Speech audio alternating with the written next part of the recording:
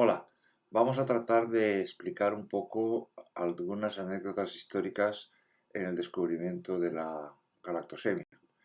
El primer caso fue descrito por von Reus en 1908 en un lactante de 8 meses que pesaba al diagnóstico menos aún que había pesado al nacer.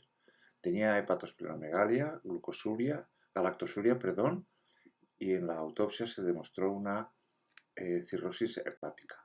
Era oftalmólogo y es muy curioso que en ese artículo diga que la causa puede ser dudosa. Decía textualmente, está traducido del alemán: el padre del niño era un empleado en una casa de vinos. Se admitió que el niño había recibido té con coñac en los primeros días de vida. Por lo tanto, no se excluye anamnésicamente una cirrosis alcohólica. Ni la anamnesis ni los hallazgos anatómicos hablan en favor de la sífilis.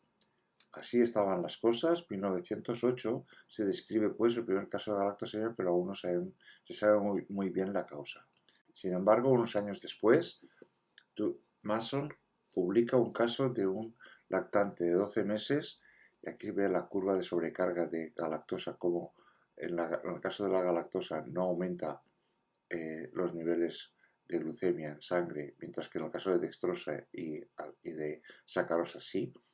Pues bien, decía, en un lactante de 12 meses un caso de galactosemia con galactosuria, retraso de crecimiento, hepatomegalia, retraso del desarrollo psicomotor y anemia, y los tres primeros aspectos fueron reversibles cuando se puso por primera vez una dieta sin leche, que era el tratamiento, evitar la lactosa. En 1949, Leloir, que es un médico bioquímico argentino que trabajaba en el Instituto de Investigación Bioquímicas de la Fundación, pues consiguió demostrar que de la molécula de galactosa se convertía por la ruta que él describe, la galactosa 1-fosfato se transforma en glucosa 1-fosfato.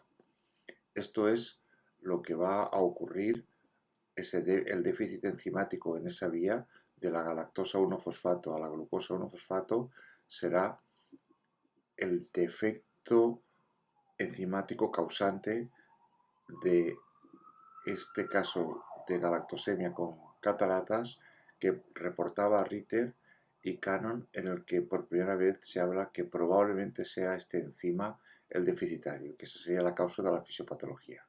Solo un año después, en 1956, Isselbacher comprueba que ese déficit enzimático es realmente el causante, el de la galactosa 1-fosfato uridil transferasa. Hay otro aspecto dentro de la galactosemia, hay hasta 4 tipos, como luego veremos, de galactosemia. Esta sería la galactosemia clásica por déficit de galactosa 1-fosfato uridil transferasa. Luego estaría el déficit de galactoquinasa, en el que lo que existe solo es cataratas, como en este paciente de 33 años que desde los 9 años tiene cataratas, pero no presenta ni cirrosis ni retraso mental. El primer caso de déficit de galactosemia fue presentado por este pediatra suizo, Gitzelman, que fue pionero del cribado neonatal en Suiza cuando era su jefe Fanconi. Consiguió este señor que se prohibiese la fructosa y el sorbitol en las infusiones intravenosas, lo que fue una gran ayuda para los casos de intolerancia a la fructosa. En la figura lo que vemos es un cromatograma del paciente y de un control.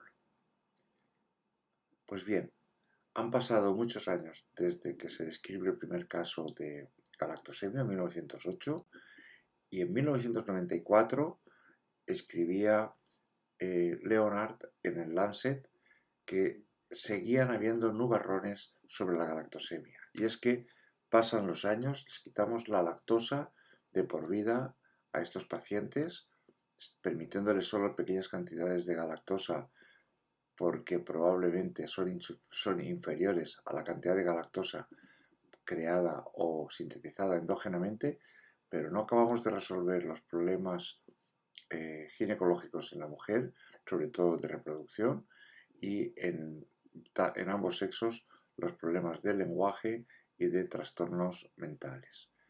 Pues bien, Esto es lo que viene a poner de manifiesto es que en la historia de las metabolopatías siguen habiendo capítulos por escribir, a pesar de que actualmente decimos que hay una galactosemia clásica por déficit de galactosa 1-fosfato uridiltransferasa, una galactosemia por déficit de epimerasa con características más neurológicas, un déficit de galactoquinasa, GALC, en el que lo que hay es un déficit que causa sobre todo cataratas, y finalmente en el 2019 en Japón con la prueba del cribado neonatal se describió el primer caso de galactosa mutarrotasa, el GALM, déficit de GALM, que sería la galactosemia tipo 4 y que parece un poco más benigno que las otras tres.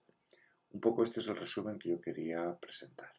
Espero que pueda ser interesante.